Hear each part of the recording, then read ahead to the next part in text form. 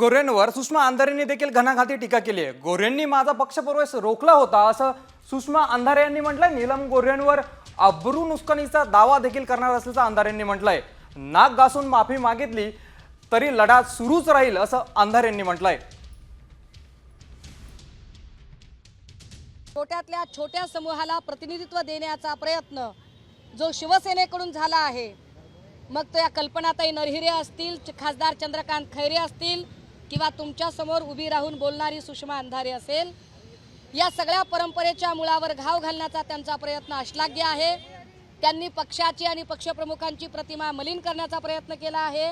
सबब मी पक्षाची प्रवक्ता म्हणून, या महाराष्ट्रातला मराठी माणूस म्हणून नीलम गोरे यांच्यावर अब्रू नुकसानीचा दावा दाखल करत आहे।